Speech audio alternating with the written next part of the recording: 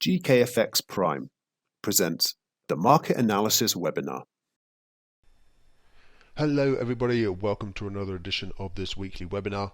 So some interesting price action to start the new week. We've got the Turkish lira on the screen in front of us, USDJPY, massive spike there overnight on news that the Turkish central bank chief has been replaced.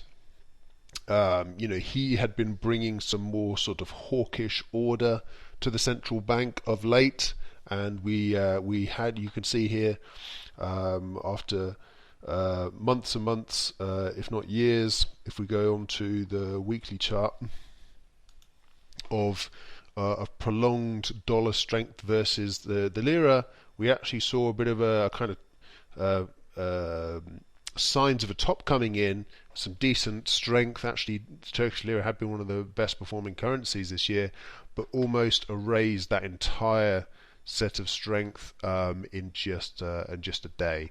And maybe some signs that markets already kind of saw this coming, and so potentially more dollar strength versus the lira to come, depending on what happens and how long this new governor is installed for, and what his actual policies are. But yep, there would actually in the end the uptrend seems to have been generally kind of maintained.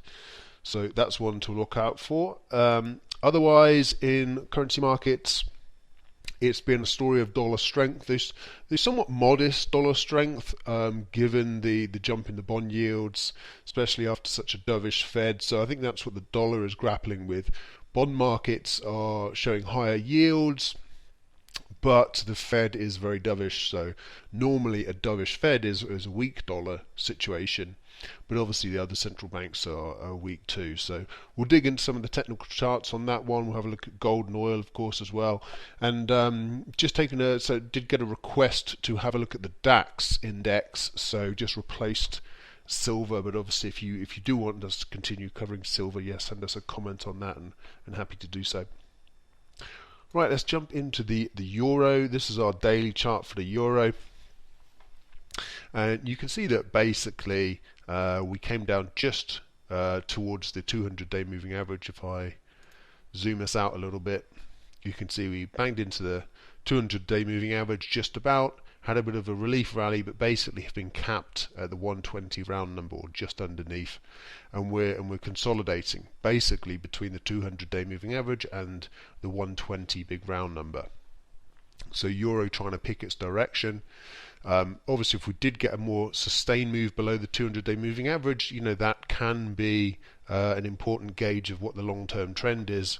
Obviously, last time we popped above it, that ushered in a long period of euro strength. So a drop below it, not necessarily such a long downtrend, but it certainly increases the chances that happens.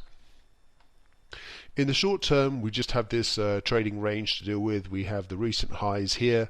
If we get another rally up towards those highs, that would be an opportunity to go short within the range.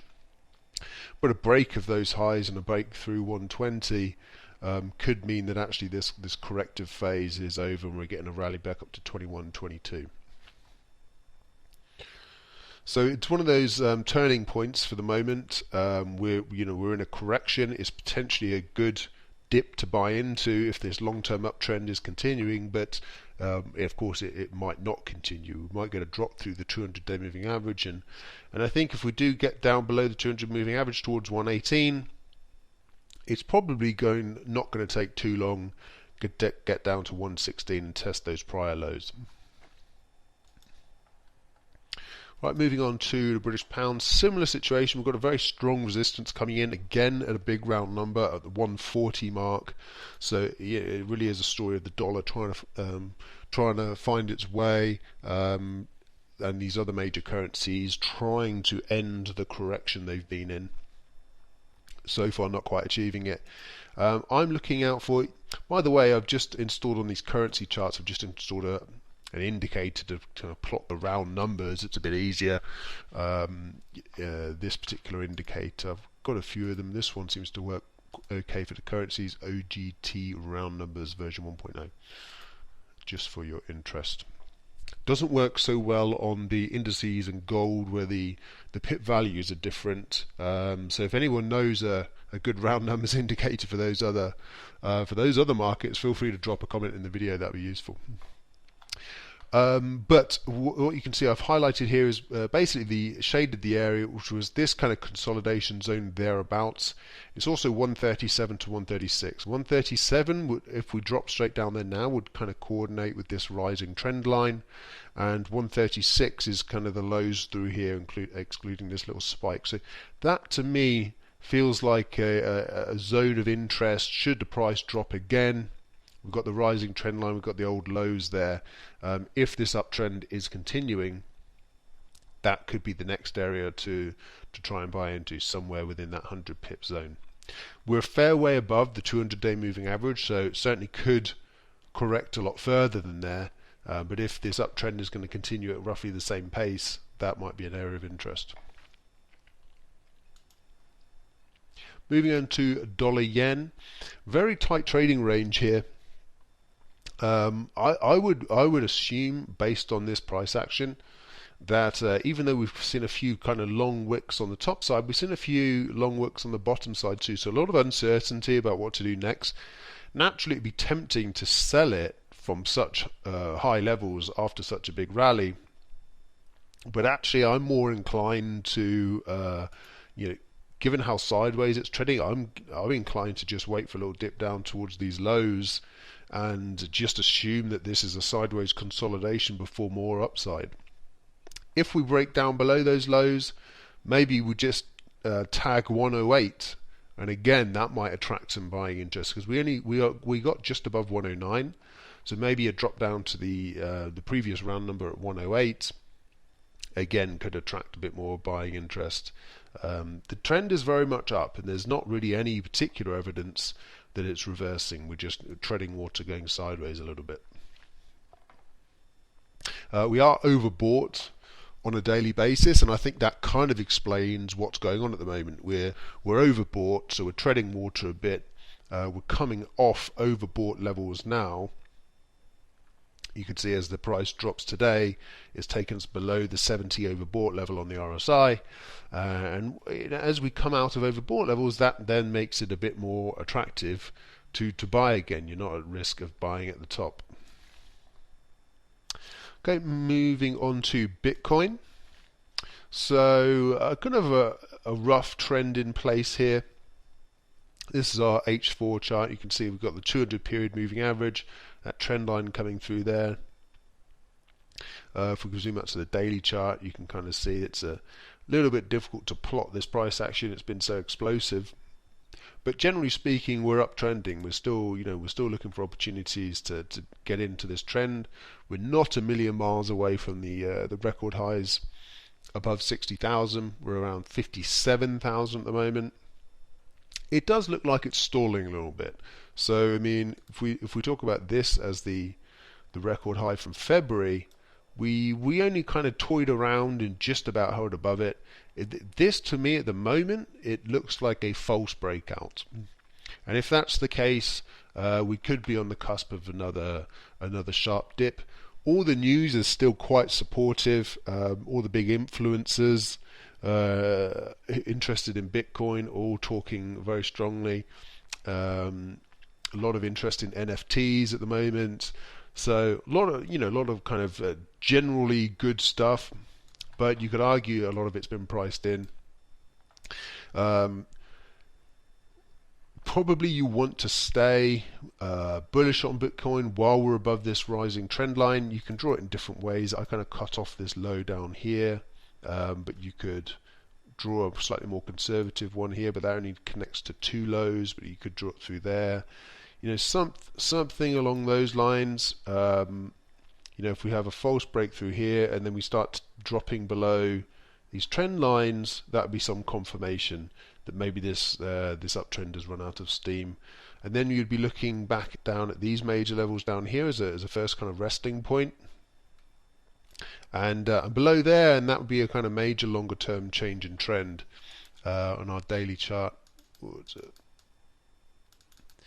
that would be more like a double top, and that's we would be talking major corrections, because I think this was a 20% correction. We didn't get much further, so off those lows again around 47,000 maybe would be another 20% drop.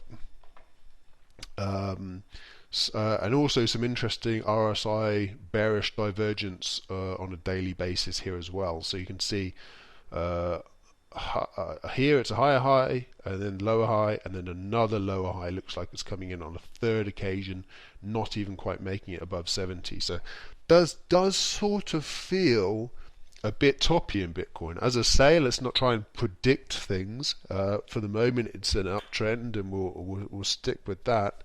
But it definitely does sort of feel like maybe a more serious correction could be on the horizon, based on this bearish divergence, based on what looks to be a false breakout above that previous record high, around 57, around current levels actually, in the last couple of weeks.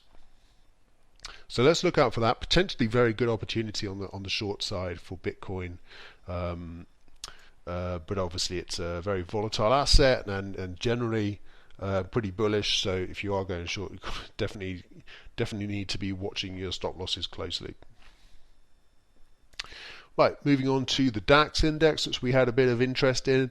So despite all the kind of turmoil last week, talk about rising bond yields, the Fed meeting, etc., the DAX still doing very well. I mean, just under its record highs. In fact, it made a record high last week and then just dipped slightly for the last couple of days. So basically right at record highs in the DAX, and it does feel like we're en route to tag that 15,000 mark for the first time. Comes in just around there. The only thing that I think is kind of happening, could start to happen in the DAX, but it's a bit more obvious in the S&P. I'll show you in just a minute. Basically, people are looking at these round numbers and starting to take profits or starting to place short orders ahead of these big numbers. So 15,000 in the DAX after a decent couple of weeks, maybe taking some profits, getting a little less bullish ahead of that big round number, and then so potentially a drop back down to these previous highs, or I think even if we do get another kind of much more serious risk-off tone in markets, then I'll be interested in this area through here, because we've got the old record high and we've got this rising trend line potentially adding a confluence of potential support right above what are we talking about, 13,800 roughly. Right, okay. Let's last but not least, let's have a look at the S&P 500. So this is what I was talking about, the big 4,000 level, and that's when we've started having the last couple of days of more serious selling going on. And on a shorter term basis, you can see we had a bit of a rising, we had a sharper trend, and the trend sort of started to slow down, and then we broke down through it. So that's kind of classic loss of momentum, which you can see the same thing happening in the RSI. Steep, flatten, and then rolls over. Now we found some support at the 200 period moving average on the 4-hour chart, but and so that could be a reason that we get a bit of a lift off the current levels. And the reason I put 3950 on there, I thought that could be an interesting round number that some people might be targeting, and sort of would correspond with if we got a rally back and a test of the underside of this broken rising trend line and 3950, that could be the next place that selling comes in. Since we got very close to 4,000, selling came in, maybe a bit of a rebound off the lows, and then selling comes in at a lower price, and that could be where we see a more serious correction in the market because of selling before the 4,000 level. So that's a potential thesis. We don't know if it will actually come together, but it does seem at the moment, a bit like in Bitcoin, we've had a bit of a false breakout here. It happened before the big 4,000 round number. We had a bit of confirmation in terms of trend line break in the short term. So let's just watch 39 and 50. Maybe we don't even get back there. We could just plummet straight down.